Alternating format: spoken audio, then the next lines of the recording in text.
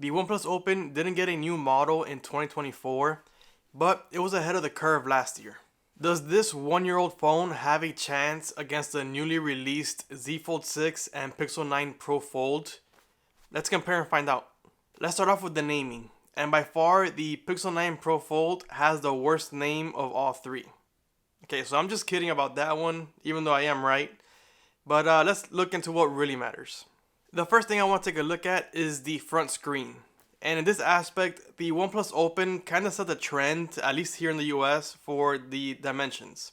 Strictly speaking dimensions, the Pixel 9 Pro Fold went ahead and got a similar aspect ratio, or maybe even exactly the same as the OnePlus Open. The Z Fold 6 did make some strides in making the screen wider, but Samsung seemingly doesn't want to get away from the narrow form factor, which I'm not completely against. I'm actually enjoying it, and I like having the options anyway. The OnePlus Open beats out the Pixel 9 Pro Fold in one major dimension, and that's the screen to body ratio. When I looked at the specs for the phones, they're very similar, with OnePlus Open being a little bit bigger on the screen to body ratio. But when you're looking at them in person and side by side, there's a pretty big difference, mainly because there's a bigger gap on Pixel 9 Pro Fold from screen to hinge. And on top of that, the OnePlus Open also has smaller bezels than the Pixel 9 Pro Fold. But the phone that is currently the best in terms of screen to body ratio and the bezels and hinge spacing and all of that is the Z Fold 6. It has the largest screen to body ratio, it has the thinnest bezels, and it's even all the way around. And it has the smallest distance from the hinge to the beginning of the screen. So in terms of refinement, the Z Fold 6 outer screen is the most refined one. However, from what I see on the comments of what people really want on these phones, the OnePlus Open is probably going to be considered the best cover screen. And that's because it has a more standard aspect ratio and it has thinner bezels than the Pixel 9 Pro Fold. The next thing that we're going to take a look at is the hinge. Based on what I can see, the height from the frame to the top of the hinge is very similar in all three phones. The main difference that I'm seeing here is that the Pixel 9 Pro Fold has a larger gap between the hinge and the screen. So I'm wondering if there may be some internal stuff going on where they couldn't move the screen closer for the Pixel 9 Pro Fold. So in that sense, in that dimension specifically, the Pixel 9 Pro Fold is the worst one. Now, when we focus on the functionality, it seems like OnePlus went a different route or had a different idea of how the hinge should behave compared to Samsung and Google. The OnePlus Open has by far the softest hinge, which it does make it easier to open and close, but it's also going to make it a bit easier for it to fall when you have it in the flex position. The Z Fold 6 is on the opposite end of this scale though. It has the stiffest hinge and has the best position holding that you have from all three phones. And then we have the Pixel 9 Pro Fold, which is in between both of those. A lot closer to the Z Fold 6, but it's still in between both. And it holds its position really well when in flex mode. But which is the best one? And on this one, I believe that it's the Z Fold 6. And for a couple of reasons. It had a much shorter distance from the hinge to the beginning of the screen than the Pixel 9 Pro Fold. And then it held its position much better than the OnePlus Open when in flex position. So now that we have the phones open, let's take a look at the main screens or inner screens. The biggest complaint that I see for folding phones is the main screen, which is a folding screen. And that's because they tend to have a pretty big crease. So both the Pixel 9 Pro Fold and the Z Fold 6 improved on the creases a bit from last generation to this one. But it's still not to the level of the OnePlus Open. Which, just think about that again. This is a 1-year-old phone that had solved the issue, and then 1 year later, the other two in the competition still haven't solved it. But when comparing the Pixel 9 Pro Fold with the Z Fold 6, which are the ones that have the most noticeable creases, they're both still there, but I noticed the Pixel 9 Pro Fold more than the Z Fold 6. At least when I turn it into an angle, it shows a bit more, a bit quicker. And the way that OnePlus is handling this, it looks like this has multiple little bending points. So it's not one giant crease or one deep crease. It's spread across a few different creases. And that works fine. Actually, that works way better than what I'm seeing with the other two phones. But on top of that, OnePlus also added a anti-glare screen protector, which is helping to reduce the glare that bounces off of the crease. I'm not sure why Samsung and Google haven't done this, especially Samsung, since they have anti-glare screen protectors for their entire S24 lineup. With the shallower crease or creases and the anti-glare screen protector, the OnePlus Open is the clear winner when it comes to the crease. But another aspect to the internal screen is going to be the camera punch hole, or lack thereof with Samsung. Pixel went ahead, removed a lot of their bezel and then made it a punch hole camera and placed it in a similar spot as OnePlus Open. And in terms of positioning, that's about as good as you can put it on these phones. I guess the biggest difference between the Pixel 9 Pro Fold and the OnePlus Open on this aspect is that the Pixel's software is handling the position of the cutout much better than the OnePlus Open. And the one app that really I notice it on is with Netflix. So when I'm watching Netflix on the OnePlus Open in landscape orientation, the back arrow to get out of the video is actually covered by the punch hole. So I know it's there, so I just tap on the punch hole camera and it works, but it completely disappears. Whereas with Pixel, they move that arrow to the right a little bit so it doesn't interact with the punch hole camera. So just a small one, but it is something that is better on the Pixel. Now with the Z Fold 6, that one basically disappears when you're not looking directly at the camera. And to me, that's the best way to do it, except that you're gonna be suffering from terrible image quality. And then we also have to look at the bezels. The Pixel 9 Pro Fold made a huge leap in bezel sizes by shrinking it a ridiculous amount. But even with the smaller bezels, it's still the biggest one of the three. I don't think it's anything that anyone would notice unless you're comparing it with one of the other phones. It's really not a bad size right now, but it still is the biggest one. The OnePlus Open is actually pretty close to the Z Fold 6, but I think the Z Fold 6 is a little bit thinner as well. And then when it comes to screen to body ratio, it might be because of the under display camera, but the Z Fold 6 also has a better screen to body ratio. However, when choosing the best inside screen, the crease has a more important weight to it than the other aspects that I mentioned. So because of this, and with the anti-glare screen protector helping out a bunch, I think that the OnePlus Open still has the best inside screen. Now let's move on to the software. Generally speaking, neither of them is perfect, but all of them are at least pretty good.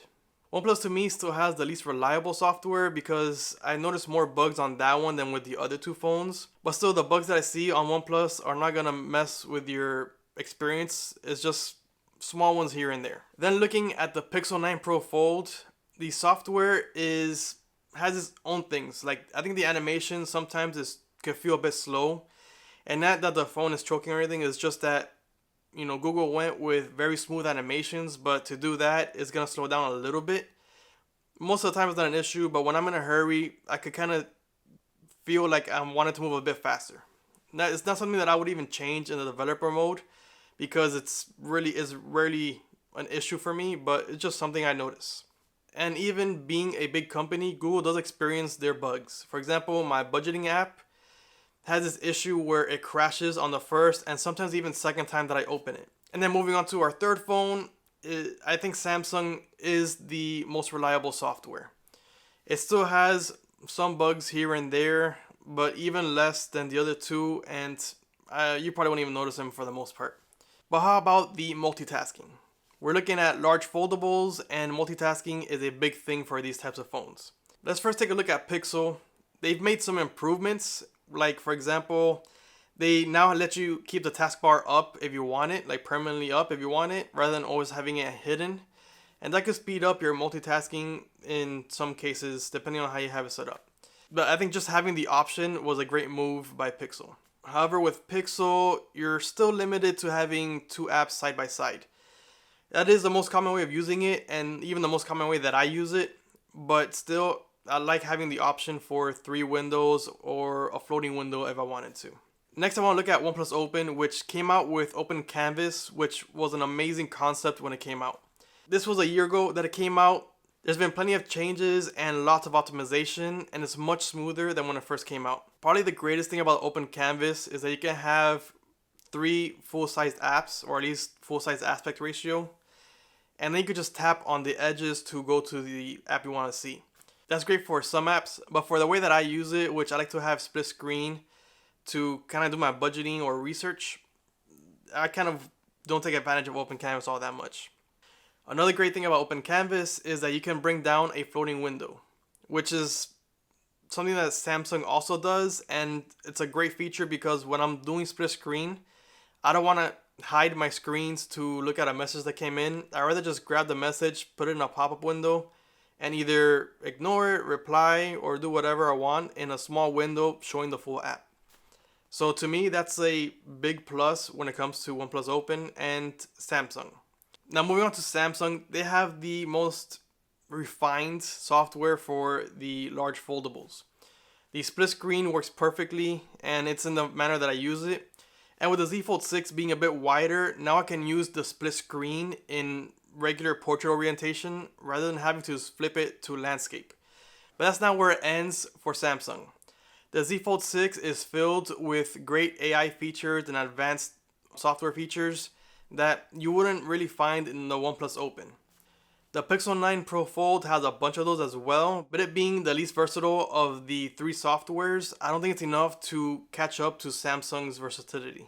And the OnePlus Open obviously has the least amount of advanced features and AI features, but that's not a knock on OnePlus Open. I mean, it's a smaller company, they don't have the backing, and then Google and Samsung have been the leaders in AI anyway, so it's expected for them to have it. And now we gotta look at the software support.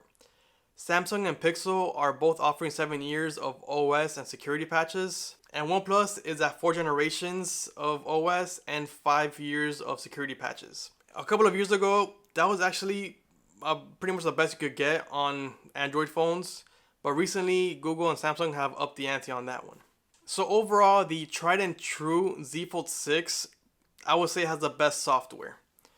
The OnePlus Open, I would say, comes in second, and Pixel is trailing, mainly because I think they're playing it too safe and are missing features that the other phones offer, and they could easily add it themselves. Now we're moving on to what's been historically the weak point for foldables, and that's the camera. Let's start with the most basic measurement of a camera, the sensor size. And with that, I'm going to start with the most controversial one, the Z Fold 6. This phone catches a lot of flack for not upgrading its main sensor, but when you look at the sensor size, it's actually what I would say the lower end of what is acceptable for, flagship phones. However, with the release of the Z Fold Special Edition, I don't think that Samsung is going to get away from this complaint, knowing that they could add a 200 megapixel camera to the Z Fold 6, and they just didn't want to. But just to get an actual number for the sensor size, it's a 1/1.56 inch sensor. However, in my opinion, I think that the real weakness in the Z Fold 6's camera is the telephoto lens. And I think that the phone would actually benefit a lot more from a better telephoto than a main sensor. But why not have both? But if you're a Z Fold 6 fan or owner, let's talk about the next phone so you can feel a bit better about your camera sensors. Moving on to the Pixel 9 Pro Fold, it actually pains me to say that the main sensor size is a 1/2 inch sensor. That is small in even mid-range lineups at this point. I mean, I don't know why they're going so small on the main sensor. And to kind of put that into perspective, the 1-year-old OnePlus Open has a 1/2 inch sensor for the ultra wide and for the telephoto lenses. Honestly, if it wasn't for Google having the best picture optimization, I think that this phone would be not even touched because of the camera being so bad. Luckily, they do the best optimization and it gets by, but I think it's just too small.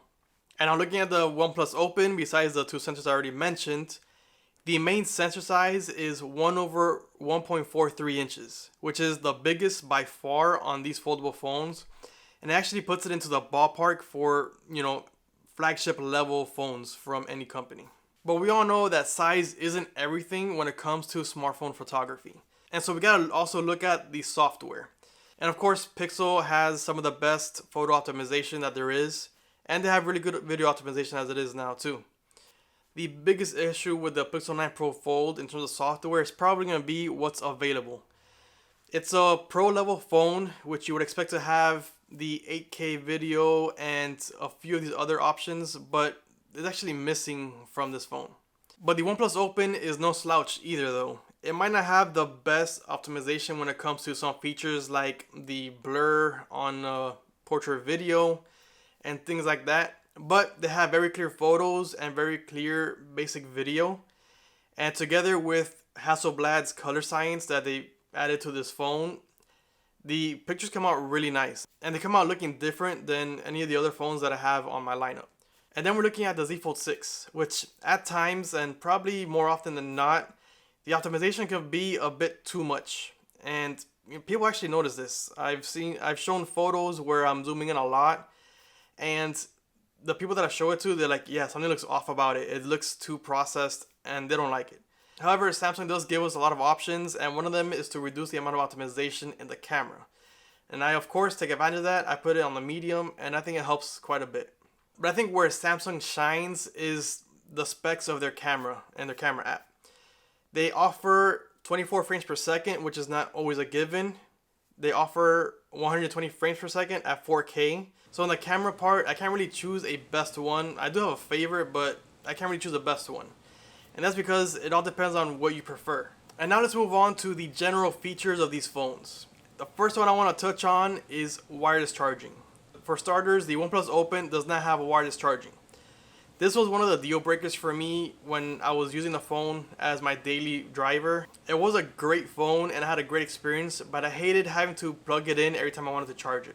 I'm a fan of wireless charging. I have wireless chargers in all my desks, on my nightstands, everywhere. So I just pop my phone on it and let it charge. I don't care about the speed all that much unless I'm in a hurry for a quick boost. So the Pixel 9 Pro Fold and the Z Fold 6 both have wireless charging. However, they're not the same. Pixel 9 Pro Fold lowered it a little bit and basically made all of my standing chargers useless. And on top of that, the wireless charging speeds for the Pixel 9 Pro Fold are 7.5 watts, which is half of what's available on the Z Fold 6. However, things change dramatically when you go to wired charging. The Z Fold 6 and Pixel 9 Pro Folds are stuck in the past with 25 watts and 21 watts respectively.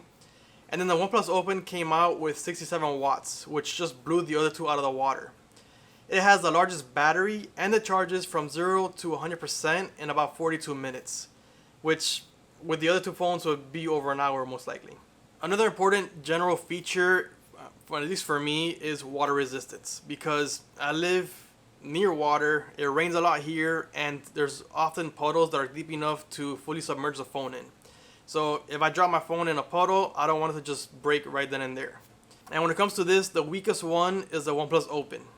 It's only rated for water spraying, not water submersion. So it is the weakest one, even though for most people it's likely going to be more than enough. Next comes the Pixel 9 Pro Fold, which is IPX8, meaning that it can be submerged in water, but it has no protection against dust. And then finally the Z Fold 6 has IP48, again meaning that it's fully submersible, at least for a short time, but it also has some dust resistance. I think they just got the official rating for what these phones already have anyway.